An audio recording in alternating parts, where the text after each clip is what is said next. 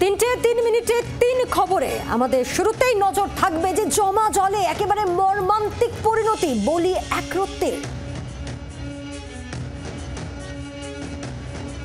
আর এই সঙ্গে জানাবো একাধিক জায়গা, শহরের একাধিক জায়গার এখনো পর্যন্ত কিন্তু বেহাল অবস্থা। আর সে কারণেই কিন্তু এবার পুলিশ সরেজমিনে নামছে রাস্তার হাল দেখতে, কারণ সামনেই তো পুজো। আর আমি সৈকত যে খবরে নজর রাখবো, বিডিওর অদ্ভুত আবদার, জমা জল নিয়ে প্রতিবাদে অদ্ভুত দাবি করলেন বিডিও। কোথায় ঘটেছে, কি ঘটেছে জানাবো। শুরুতে নজর অবশ্যই উত্তর দমদমের দেবীনগরে, কারণ সেখানে মর্মান্তিক পরিণতি। জমা জলের বলি একরত্তির। জমা জল ঢুকে গিয়েছিল ঘরের ভিতর, খাট থেকে শিশু পড়ে গিয়ে জলে ডুবে মৃত্যু। উত্তর দমদমে 13 নম্বর ওয়ার্ডে একেবারে মর্মান্তিক ঘটনা। অভিযোগ করা হচ্ছে যে প্রায় 1 মাস ধরে জল জমে রয়েছে এলাকায়, কোন রকমের ভ্রুক্ষেপ নেই স্থানীয় প্রশাসনের। আর সেই জল জমে থাকা এবং সেই জমা জল একেবারে ঘরের মধ্যে ঢুকে যায়, এবং যার জেরে একরত্তির বলি খাটে রেখে মা তিনি গিয়েছিলেন অন্যত্র, তিনি এবং তারপর তিনি যখন ফিরে আসেন তিনি দেখেন যে তার শিশু 6 থেকে 7 মাসের শিশু সে জলে, সেই জমা জলে পড়ে গিয়েছে, এবং তারপরেই তার মৃত্যু হয়। একেবারে শোকে ভেঙে পড়েছেন এলাকার স্থানীয় বাসিন্দারা, কারণ এই জল যন্ত্রণা প্রায় 1 মাস ধরে ভুগতে হচ্ছে তাদেরকে। আর তারপরে এই মর্মান্তিক পরিণতি। উত্তর দমদমে দেবীনগর, সেই ঘটনাস্থল থেকে রয়েছেন আমাদের প্রতিনিধি সৌমেন ভট্টাচার্য, রয়েছেন আমাদের সঙ্গে। সৌমেন, জমা জলে ডুবে মৃত্যু 6 মাসের একরত্তির, একেবারে মর্মান্তিক পরিণতি।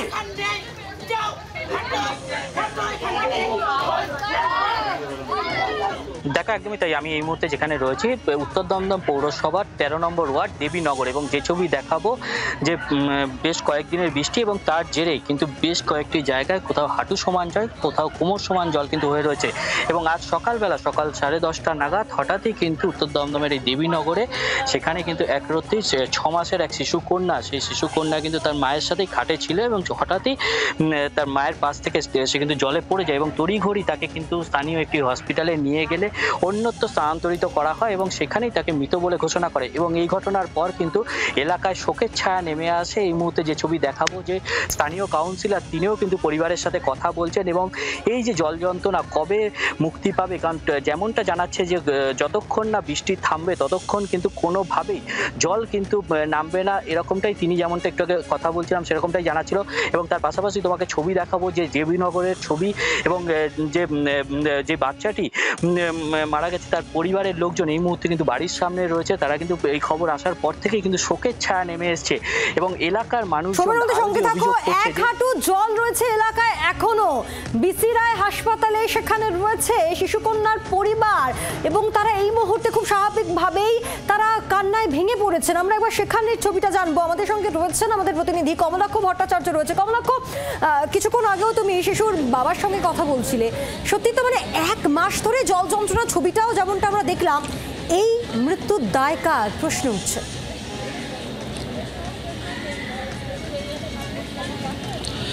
একেবারেই পায়েল, এই মৃত্যুর দায় কার সেই প্রশ্ন এই মুহূর্তে সবচাইতে বেশি। ওই দেবীনগর এলাকা থেকে এই মুহূর্তে আমাদের প্রতিনিধি সৌমেন যে ছবি তুলে ধরলো, সেই ছবি কিন্তু বছরের একটা বড় অংশ জুড়ে দেবীনগরে ঠিক এমনভাবেই জলমগ্ন থাকে এলাকা, এবং এলাকায় হাঁটু সমান জল শুধু নয়, ঘরের মধ্যেও কোনো ঘরের মধ্যেও হাঁটু সমান জল। যেমন এই ঋষিকা 6 মাসের একরত্তি শিশু, তার ঘরের মধ্যেও সেই হাঁটু সমান জল, যে জলের মধ্যে পড়ে তার এই মর্মান্তিক মৃত্যু। যে মর্মান্তিক মৃত্যু এখনও পর্যন্ত এলাকার মানুষ, তার প্রতিবেশীরা, তার পরিবার এই মুহূর্তে রয়েছেন।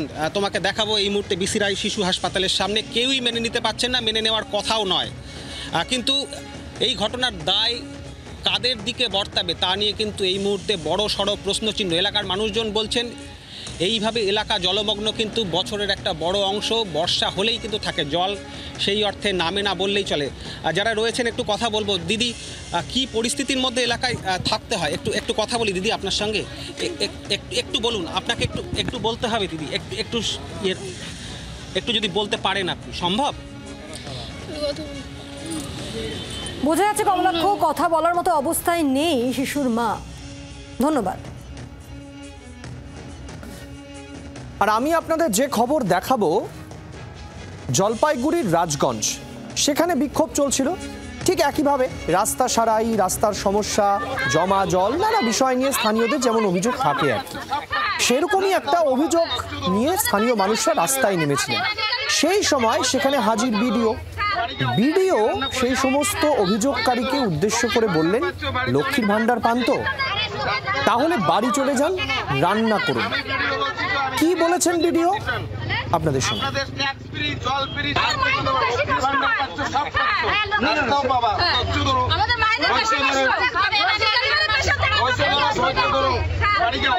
রান্না করে যাও, লক্ষ্মীর ভান্ডার পাচ্ছ, বাড়িতে অনেক টাকা ঢুকছে। আমি ভিডিও বলছি তো, আমি জানি রাজগঞ্জের কন্ডিশন। আপনাদের ট্যাক্স ফ্রি, জল ফ্রি, সব ফ্রি। আপনারা লক্ষ্মীর ভান্ডার পাচ্ছেন, রাস্তাও আপনাদের হবে, ধৈর্য ধরতে হবে না।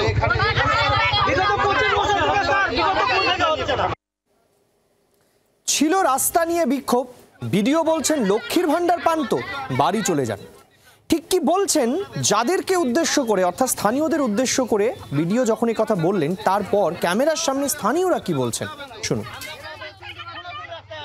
ভিডিও স্যার বললো যে আপনারা কি লক্ষ্মীর ভান্ডার পাচ্ছেন, জল ফ্রি পাচ্ছেন। আমরা কোথায় জল ফ্রি পাচ্ছি? আমাদেরকে জল তো দেয় না। আর শুধু লক্ষ্মীর ভান্ডারের সাথে রাস্তার সাথে কোন কালেকশন আছে? পাইপ বসাইছে, জল তো নেই। পাইপ বসাইছে, আমরা তো জল পাই নাই। আর অন্যান্য জায়গায় কি রাস্তা হয় নাই? অন্যান্য জায়গায় তো সব ইসের মধ্যেই তো লক্ষ্মীর ভান্ডার হয়, তো ওইদিকে কি রাস্তা হয় নাই? এখানে কি আমাদের লক্ষ্মীর ভান্ডারটা দেখছে? তো আপনারা লক্ষ্মীর ভান্ডার চান না রাস্তা চান? আমরা রাস্তা চাই। লক্ষ্মীর ভান্ডার তার জন্য কি লক্ষ্মীর ভান্ডার ছাড়তে রাজি? হ্যাঁ, ছাড়তে রাজি। সরকার যদি না দেয় আমাদের ছাড়তে রাজি। দাদা, আমরা এতদিন যে আমরা পাইনি, এতদিন আমরা চলতে পারি নাই, আমরা কি না খেয়েছিলাম নাকি? সব জায়গায় রাস্তা করেছে, রাস্তা দুক। আমাদের রাস্তা চাই, রাস্তা দুক। আপনারা কি রাস্তার জন্য লক্ষ্মীর ভান্ডার ছাড়তে রাজি? হ্যাঁ, হয়তো তিনি বুঝতে পেরেছেন এ নিয়ে বিতর্ক হয়েছে, স্বাভাবিকভাবেই গোটা বিষয়টি নিয়ে এরপর তিনি সাফাইয়ের রাস্তায় গেলেন। কি বললেন ভিডিও এরপর শুনুন। আমি ভিডিও হয়ে আসার পর মানুষ সব রকম পরিষেবা পাচ্ছে, কিন্তু আমাদের কাছে দুঃখ কোথায় লাগে, রাস্তা অবরোধ করে গর্ভবতী মা থেকে শুরু করে বাচ্চারা স্কুলে যাচ্ছে, স্কুল টাইমে রাস্তা অবরোধ, এবং যারা অবরোধ করছে তাদের মতো ছেলেমেয়ে, তাদের ঘরের ছেলেমেয়েরাই তো স্কুলে যাচ্ছে। এটা খুবই আমার কাছে দুঃখের জনক। এই জন্য আমি তাদেরকে বলেছি, খালি রাস্তায় আসলাম হয়ে গেল। বিডিও অফিস আছে এবং আমরা এটা সকলেই অবগত আছি। এটা অ্যাকশন প্ল্যানে ধরে অলরেডি জেলা পরিষদকে আমরা এডিএম জির সঙ্গে থেকে শুরু করে এডিএম, জেডপি এবং ডিএম ম্যাডাম সকলেই জানেন। তাহলে এটা নিয়ে তো আর কোনো সিন ক্রিয়েট করার কোনো মানে হয় না। ভিডিও বলছে তিনি এটা দুঃখের বিষয় যে এমন অভিযোগ করা হচ্ছে তার বিরুদ্ধে, সিন ক্রিয়েট করার কোনো মানে হয় না। কিন্তু যেহেতু ভিডিও এমন কথা বলেছেন, স্বাভাবিকভাবে ময়দানে নেমে পড়েছে বিরোধীরা, পাল্টা ময়দানে নেমেছে শাসক দল। ভিডিওরা এই মুহূর্তে সরকারি অফিসার থেকে পার্টির ক্যাডারে পরিণত হয়েছে, নতুন তো কিছু নয়। এখন ভিডিওদের নাম পরিবর্তন হয়েছে, আগে ভিডিওদের ব্লক ডেভেলপমেন্ট অফিসার বলতেন, এখন ভিডিওরা বেচারা দিদির অফিসার।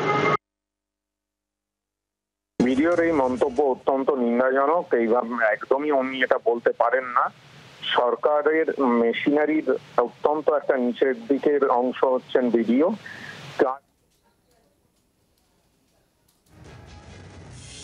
আর আমি দেখাবো শহর কলকাতার ছবি, কারণ সামনেই পুজো আর তার আগে এখনো দিকে দিকে একেবারে বেহাল রাস্তা। বর্ষায় রাস্তা দুর্ভোগ কিন্তু ক্রমেই বেড়ে চলেছে। আর কতদিন এই যন্ত্রণা সহ্য করতে হবে, এমনই প্রশ্ন করছেন সাধারণ মানুষ। কলকাতা হোক বা জেলা, বেহাল রাস্তার ছবি সর্বত্র। এদিকে মেয়র তিনি কিন্তু দাবি করেছিলেন যে 3 মাসের মধ্যে সবটা ঠিক করে দেবেন। তার দেওয়া ডেডলাইনও পেরিয়ে গিয়েছে, তারপরেও এই যন্ত্রণা থেকে মুক্তি শহরের মানুষ পাচ্ছেন না। শহরের রাস্তা পরিদর্শনে বা শহরে নামলো কলকাতা পুলিশ। একাধিক জায়গায় কলকাতা পুলিশের এই রাস্তায় নেমে পরিষ্কার করে দেখা হচ্ছে যে ঠিক কি অবস্থা, কারণ সামনেই হচ্ছে পুজো। বড় বাজারের ছবি দেখতে পাচ্ছেন, সাধারণ মানুষ তারা একেবারে তিতিবিরক্ত এবং তারা বলছেন এই ছবি শুধুমাত্র বড় বাজারে নয়, গোটা শহর জুড়েই বেহাল রাস্তা। বড় বাজারের মানুষের কথা শোনাবো। ये डेली बंद चालू रहता पानी, एकदम बंद होता नहीं है। तो 24 आवर्स ऐसा সার্ভিস है। যাতায়াত করেন কিভাবে?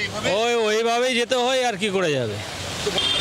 কি অবস্থা বুঝছেন? এই যে জল যা জমে যাচ্ছে, জলের উপর কি করা যায়? বৃষ্টির জন্য জল নিকাশি হয়নি কালকের পর থেকে, বলছি তো ওই জন্য জলের থেকে কিন্তু যে হচ্ছে প্রতিদিন এর মধ্যে বৃষ্টি হলে জল, যে বৃষ্টি না হলে জল জমে। প্রত্যেকটা বাসিন্দা বিরক্ত, তারা বলছেন বৃষ্টি হলেও জল, বৃষ্টি না হলেও জল। বড় বাজার হচ্ছে পূর্ব ভারতের, পূর্ব এশিয়ার অন্যতম ব্যস্ততম একটা বিজনেস হাব। সেই হাবের যে দেখো, এই ভদ্রলোককে দেখো, একটু দেখাই, দাদা এদিকে আসুন, দেখো কি অবস্থা, দেখো কি অবস্থা, দেখো গাড়ি গেল, গাড়ি গর্তে পড়লো চাকা, ভদ্রলোক সবে কাজে বেরিয়েছেন, কি অবস্থা দাদা? এই যে এই অবস্থা দেখতে পাচ্ছেন তো, চারদিকে জল, প্রশাসন বলছে কোথায় জল, এত বড় বড় গর্ত দেখুন না, আর এখানে বলছে রাস্তাঘাট পরিষ্কার। এই তো সবে কাজে বেরোলেন, পুরো নষ্ট হয়ে গেল জামাটা। জমাটা হলো, এই অফিসে গিয়ে আমাকে এটা ওয়াশ করতে হবে। এভাবে কি সম্ভব?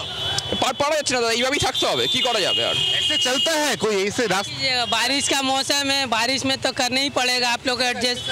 अरे ये तो क्या দাদা কি বলবেন, কি অবস্থা দেখুন তো। আর কি বলবো, হাল যা হয়েছে বেহাল, এই সরকার কি করছে। বিগত কয়েকদিন ধরে শহরে একাধিক খারাপ রাস্তার ছবি জি24 ঘন্টা তুলে ধরছে। লাগাতার সাধারণ মানুষের দুর্ভোগের ছবি তুলে ধরা হয়েছে, আর তারপরই একেবারে রাস্তায় নেমে পুলিশ খোদ দেখছে যে কোন কোন রাস্তার অবস্থা খারাপ এবং সাধারণ মানুষ কতটা দুর্দশার মধ্যে রয়েছে। তার মধ্যে এমন রয়েছে খিদিরপুর, রয়েছে হেস্টিংস, এই সমস্ত জায়গায় কিন্তু এবার পুলিশ রাস্তায় নেমে মানুষের যন্ত্রণা দেখছে, যে রাস্তার অবস্থা সত্যিই কতটা খারাপ।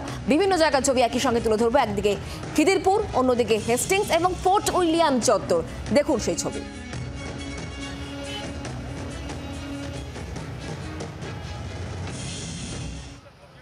শহরের রাস্তায় যানজট কাটানোর দাওয়াই খুঁজতে এবার সরেজমিনে পথে লালবাজারের একাধিক পদস্থ কর্তা এই মুহূর্তে খিদিরপুর, হেস্টিংস মোড় পর্যালোচনা করছেন, দেখছেন পরিস্থিতি, কোন কোন রাস্তা কি অবস্থায় আছে এবং এই খারাপ রাস্তার জন্য কোন কোন জায়গাতে এই মুহূর্তে সব থেকে বেশি যানজট হচ্ছে তার পর্যালোচনা চলছে একেবারে রাস্তায় নেমে।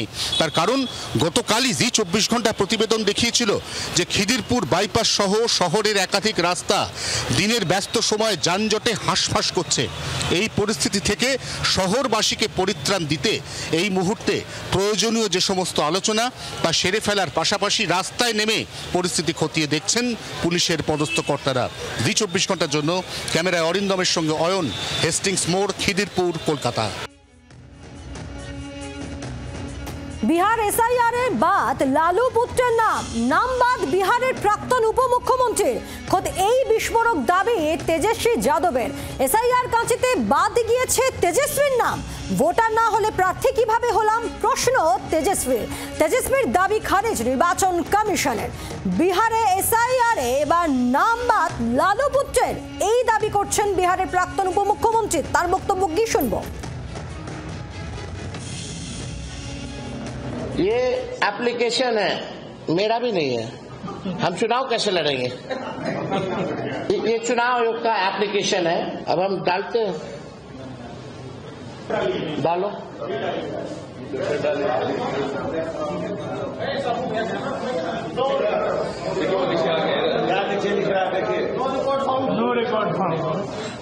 What does it mean? তেজস্বীর দাবি নিয়ে রাজনৈতিক চাপানুতোর তুঙ্গে তৃণমূলের রাজ্য সহ সভাপতি জয়প্রকাশ মজুমদারের বক্তব্য শুনবো। সিপিএম এর বর্ষীয় নেতা এবং আইনজীবী বিকাশ রঞ্জন ভট্টাচার্যের বক্তব্য শোনাবো এবং একই সঙ্গে বিজেপি নেতা রাহুল সিনহার বক্তব্যও শুনবো। আর প্রত্যেকটা ঘটনায় নির্বাচন কমিশন না না না না হয়নি, এরকম হয়নি, যাকে কোথায় নামিয়েছেন নতুন নির্বাচন কমিশনার, যাকে অমিত শাহ এবং মোদী নিজেদের পকেটের লোক হিসেবে বার করে অ্যাপয়েন্ট দিয়েছেন। এই যে কাণ্ড কারখানা করেছেন, যে সম্পূর্ণভাবে দলীয় সংস্থাতে পরিণত করেছেন, আর সেই নির্বাচন কমিশনাররা তারা আজকে নির্বাচন কমিশনের বিশ্বাসযোগ্যতা কোথায় নিয়ে গিয়ে ফেলে।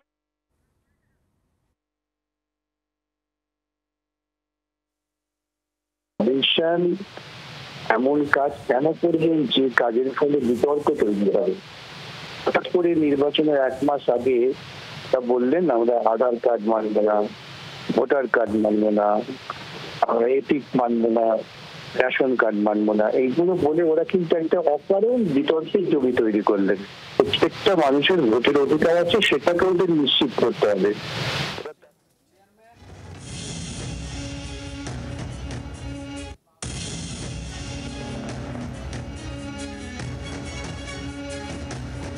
আর আমি আপনাদেরকে জানাবো যে পানিহাটি মূলত পুরসভা এলাকা, সেখানে জল থই থই অবস্থা।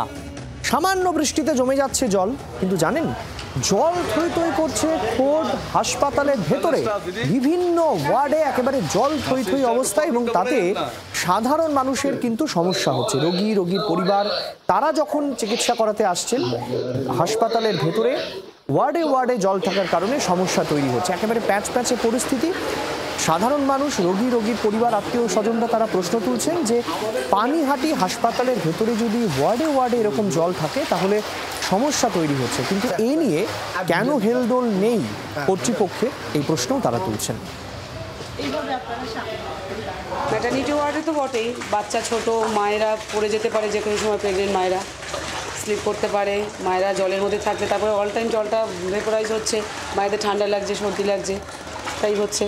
এই ওয়ার্ডগুলোর থেকে ভেতরের ওয়ার্ডগুলো আরও বেশি নোংরা, মানে যত দুনিয়ার ময়লা সব ভেসে বেড়াচ্ছে। আজকে তো প্রায় 5 দিন 6 দিন ধরে এরকম অবস্থা। আপনার সারা রাত জলের মধ্যে ডিউটি করলে অসুস্থ হবে না? অসুস্থ তো হচ্ছে, সর্দি কাশি লাগছে, কোনো ভাইরাল ইনফেকশন হবে, পোকামাকড় তো আছে। সাপ তো দেখলাম আগের দিন ওই পাশটা দিয়ে ঢুকছিল। জমা জল পেরিয়ে হাসপাতালে ঢুকতে হচ্ছে, স্বাভাবিকভাবেই নানা রকম রোগ ব্যাধির সমস্যা তৈরি হতে পারে, আশঙ্কা থাকছে। কি বলছেন চিকিৎসক কাজল কৃষ্ণ বণিক, জনস্বাস্থ্য বিশেষজ্ঞ, শুনুন।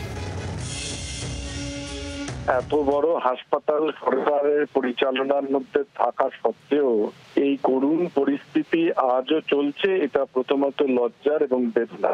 দ্বিতীয় কথা হচ্ছে জমা জল সবসময় চিন্তার কারণ।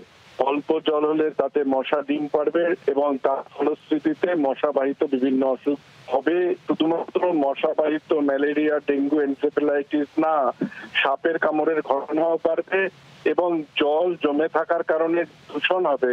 সেই দূষণের কারণে অন্যান্য জায়গায় জল দূষণ হবে এবং সেখানে জলবাহিত নানা রকমের অসুখ, বিশেষ করে হেপাটাইটিস এ এবং ই যখন জলবাহিত, ডিসেন্ট্রি, কলেরা জাতীয় জলবাহিত অসুখের সম্ভাবনাও কিন্তু বাড়বে। মনে রাখতে হবে ওই চত্বরে জমা জল কিন্তু মাটির স্তর ভেদ করে অন্যত্র গিয়ে জমা হবে এবং সেখানেও কিন্তু আন্ডারগ্রাউন্ড ওয়াটার তাকে দূষিত করার সম্ভাবনা তৈরি করবে। আর হাসপাতালে যদি বজ্র বা অন্যান্য আবর্জনা পড়ে থাকে, জমে থাকে, সেখানে যদি জল জমে তাহলে তো সে অবস্থা সত্যি সত্যি কষ্টকর, বেদনাদায়ক এবং স্বাস্থ্যের পক্ষে হানিকর। আজ থেকে শুরু রাজ্য সরকারের নতুন প্রকল্প আমাদের পাড়া আমাদের সমাধান। বিধানসভা নির্বাচনের আগে দুয়ারে সরকারের আদলে এই প্রকল্প শুরু হয়েছে এবং তা সফল করতে একেবারে রাজ্য সরকার কোমর বেঁধে নেমে পড়েছে। আজ থেকে প্রতি 3টি বুথ নিয়ে একটি করে শিবিরের আয়োজন করা হয়েছে। কিছুদিন আগে এই প্রকল্পের ঘোষণা করেছিলেন খোদ মুখ্যমন্ত্রী মমতা বন্দ্যোপাধ্যায়। আমাদের পাড়া আমাদের সমাধান কর্মসূচির অধীনে 15টি কাজকে বিশেষভাবে অগ্রাধিকার দেওয়ার কথা রাজ্যের তরফ থেকে বলা হয়েছে। বিভিন্ন জায়গায় ক্যাম্প খোলা হয়েছে। বীরভূমের ছবিও থেকে দেখাবো, যেখানে একেবারে স্বমহিমায় অনুব্রত মণ্ডল।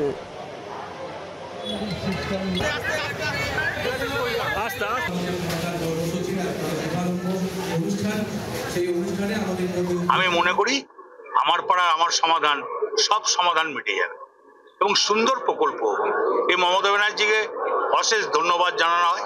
এই মুখ্যমন্ত্রী, বোলপুর মিউনিসিপ্যালিটির তরফ থেকে লোক আছে, প্রশাসনিক লেভেল থেকে এসডিপিও আছে, এসডিও আছে, মন্ত্রী আছেন, কাউন্সিলর আছেন, চেয়ারম্যান আছেন, নিশ্চয়ই সব সমাধান হবে। আপনিও কি নজরদারি রাখবেন? 100বার। এটা তো দলের ব্যাপার, কেন এটা তো একটা ভালো উন্নয়নের কাজ, এখানে নজরদারি কি আছে, সবাই মিলে রাখবে। বাংলার আওয়াজ, বাঙালির আবেগ, জি 24 ঘন্টা।